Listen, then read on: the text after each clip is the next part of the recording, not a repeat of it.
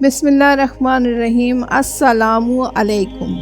مصلیت آمیز جھوٹ۔ میں نے ایک بادشاہ کے بارے میں سنا کہ اس نے ایک قیدی کو قتل کر دینے کا حکم جاری کیا۔ بیچارے قیدی نے اس نا امیدی کی حالت میں اپنی زبان میں بادشاہ کو گالیاں دینا اور اسے برا بھلا کہنا شروع کر دیا۔ کہتے ہیں کہ جب کسی انسان کو جان کا خطرہ لاحق ہوتا ہے تو جو اس کے دل میں آتا ہے کہہ دیتا ہے۔ بادشاہ نے پوچھا وہ قیدی کیا کہہ رہا ہے؟ تو ایک نیک خصلت وزیر نے بادشاہ سے عرض کیا کہ اے بادشاہ سلامت، وہ کہہ رہا ہے کہ وہ لوگ بہت اچھے ہوتے ہیں جو غصہ پی جاتے ہیں اور لوگوں کو معاف کر دیتے ہیں۔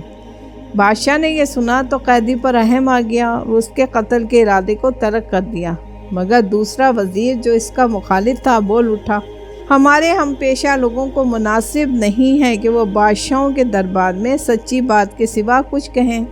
اس نے تو بادشاہ کو گالیاں دی ہیں، اس کی شان میں نازیبا باتیں کی ہیں۔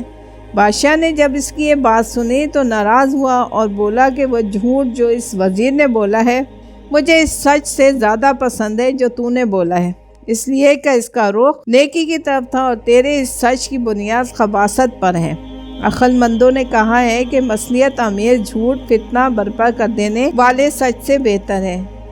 جب جان پر بند پڑے تو زندگی بچانے کی ہر ممکن کوشش کرنا چاہیے۔ کسی حال میں بھی اللہ تعالیٰ کی رحمت سے مایوس نہیں ہونا چاہیے۔ ایک سچ جو فتنہ و فساد کا موجب بن جائے اس سے جھوٹ بولنا بہتر ہے۔ سچ بول کر فساد کی آگ بھڑکانے سے خاموش رہنا بہتر ہے۔